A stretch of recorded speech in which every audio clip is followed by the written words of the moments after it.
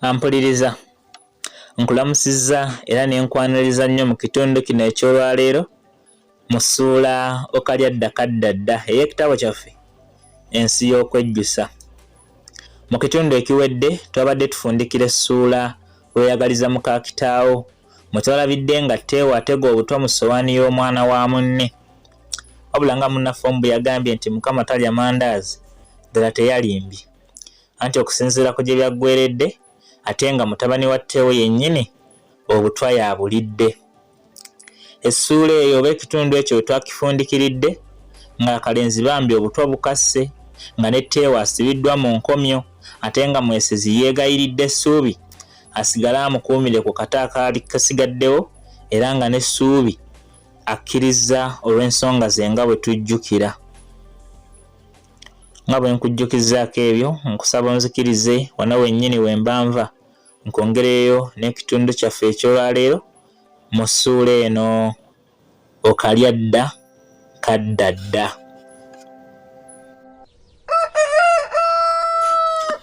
Ebbanga nga lyetoolodde abaali baasalawo okuyambagana olw'ebizibu buli omu bye yalina baatuuka ne bafuuka mwami na mukyala, anti tewaaliwo kakwakkulizo konna kabe kannono ddiini oba buntu bulamu okuba kugira okubeera ekyo. Kuba Ssuubi yali yafuuka muntu mukulu nga tekikyali kya busiiwuufu bwa mpisa okulima naye, ate nga ne mu bazadde gye baali tebannagenda era tebavunaanwa kuba yali yazaalukukwa. Kale nga nnyabo aliwo ku lwa Katonda gwe baasooka okwetowaliza nga bamusaba abalambike. Omukwano gwabwe ogwajjira mu bizibu gweyongera okulanda nga bombi mpaawaalessa munne kantu. Mweseze yali omunyiikivu mu kukola, ensimbi yazaaza, anti nga n'omuwabuzi bwe Ssuubi akola butaweera. Ate kuno n'agattako okumusabiranga emikisa ku makya n'akawungeezi. Musajja wattu naye olw'okuba obuggulu teyagwali muzeegwe, abantu be teyabaganyanga kujula era yali yalowoozaako n'ekukwetta yatuuka ng'emirembe n'essanyu ebiwe gye bisookera ne biryoka bisaasaanira ekyalo. Amawulire agaali gakwata ku kika ky'emirembe bangi si banno gye yalimu gaatambula okubuna buli ewaali omumanye, era mu baabimanyanga kati bwe yali akamirwa ebina n'abaaliko bazadde b'oluvannyuma ne bamuzaalukuka gaabatuuka. Eyagabawa ekituufu yalinga gwe baawendudde obuwenduzi, anti yabasiigira ekifaananyi ky'omusajja gwe yali yafuna, emyoyo gyabwe ne gyegomba okuddamu okumuzaala. Ng'oggyeko ekisa n'obuntu bulamu bye yamutenda, yabagattirako nti oli ensimbi yali aziyita ne ziyitabira mu bwetowaze era ne ziyita omwo okumuvunnamira, anti nga mugagga byomere. Muzeeyi Zirindaba olwange bwe yawulira bino amalusu n'amiririra, anti mu kaseera kano embeera y'obuwejjere yali ekanya kubanyiikirira nga buli ekigulwa ensimbi baasigala ku kyegomba bwegombi. Anti baatuuka n'okuba nga emmere bali etaliimu munnyo, Mukama bwe yabanga abayambye ne bagifuna. Ate oyo sukaali nga n'empooma baagyerabira dda. Akayumba mwe baasulanga nako kaali kakutte mu mbinabina nga kabulako akakangamu keerindiggule. Kale bwe baawulira nti gwe baali baazaalukuka ali mu bugagga bwe butyo, kamunguluze n'abagoya mu mmeeme. Bombi baatandika okwejjusa, wabula mu kusooka mpaawo yanyega munne okumutegeeza nga bwe baasobya. Anti omukyala yali talina butandikiro bino kubigamba bba, kuba yali amumanya obukambwe nga bisobola okumunyiiza naye n'amufuumoola. Era bw'atyo nnyabo kwe kusalawo abimire. Wabula ne gwe yali atya okugamba naye yali yatandika dda okwejjusa, naye olw'obutaagala kuswala mu maaso ga mukyala we yasalawo yeegumye ne yeerimbika mu atalina kye yejjusa, mpozi nga munda akaaba ttwawa. Baagezaako okuwangaalira mu mbeera eno ey'okukulira ebyali bibatuuza amatiitiiri n'okubasugaasuganya, wabula ekiseera kyatuuka ng'omukyala takyasobola kuwanirira bino mu nda ye era yamaliriza ayatudde. Engeri gye yasooka okubyogerako teyali ya bulambulukufu, anti yasooka kubibalaamiriza mu mboozi efaanana eyawukana naye nga gye bimutwala yeekakasaayo. Mu mboozi eyamutuusa ku nsonga, mukyala Naku yatandika ajjukiza bba ebiseera eby'emabega ku ngeri gye baali baasisinkanamu n'okutuuka okufumbiriganwa. Ekituufu na bano baafumbirigana bato nnyo, kale wadde omukyala okwawukanako ne kwe yali muwala we, ye yasangibwa yava dda mu ssomero emyaka ng'ena emabega. Naye era we yafunira olubuto olwasooka teyalina kinene kyasinga bangi naye we yalufunira. Kale nga kiba mu bwerabize okuvunaana n'ebboggo omuntu asobezza mu ngeri naawe gye wali osobezzaamu wadde okunenyako kuba kwetaagisa.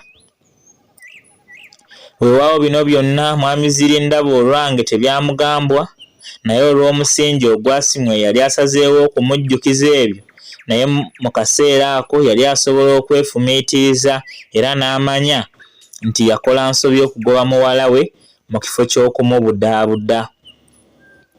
Wadde okubyatula kyali kiswaza, wabula okubisigaza munda kyali kiruma nnyo nnyini, era ng'obulabe bwe kiyinza okutuusa ku akukwese buzita okukira obwakyatudde. Era oluvannyuma lw'okuzuula kino, muzeeyi Zirindaba olwange butereevu yategeeza mukyala we nga bwe yali mu kwejjusa okutayogerekeka olwakye yakola. Naye oluvannyuma ebigambo by'okwejjusa yafuna kyabituggako okumukendeereza ku bulumi n'obuswavu, ng'agamba mbu singa teyali ye kugoba bangi teyali wakufuna musajja oyo eyali amuwadde emirembe, anti omumanyi baamwogera nti omukalukalu tajja busera. Abafumbo bano bombi mwami Zirindaba olwange ne munne mu kaseera kano kyenkana tebaalina mwana, anti olubuto olwasooka engeri mukyala Naku gye yalufuna nga muto nnyo, yafuna obuzibu mu kuzaala era n'omwana eyali azaaliddwa n'akosebwa bya nsusso, ate nga n'okumuzaala yamuzaala tannatuuka. Era musajja wattu ebbanga lye yamala mu nsi ery'emyaka 4 kyenkana gyonna gyali gya bulwadde. Ku lw'ebyatuukawo mu kuzaala, omukyala yali ategeezeddwa nti takyalina busobozi kuddamu kufuna lubuto era nti ku mwana oyo kwe yali akomye.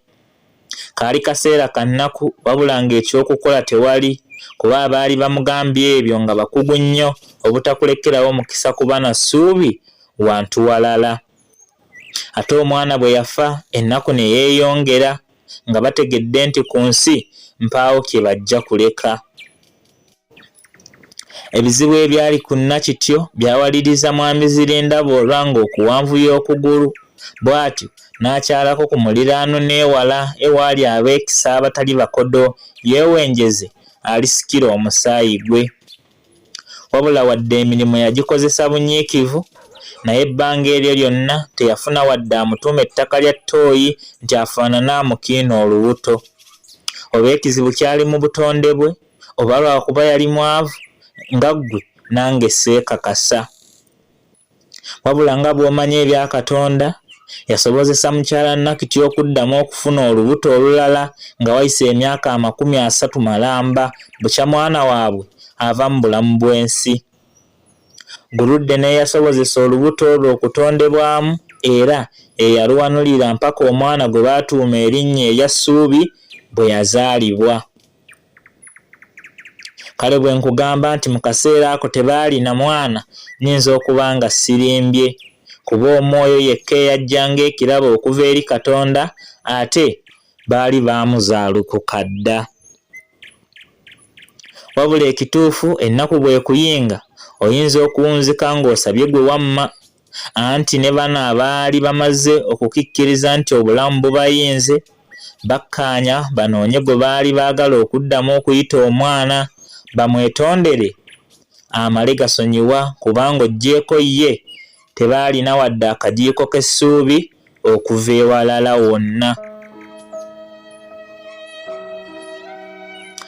Ampuliriza omulungi, nkusaba onzikirize ebyolwaleero mbiwumbireko wano ate olundi bwe tunaava tweyongereyo tumanye ebinaddirira. Mubeere bulungi mwenna mweraba.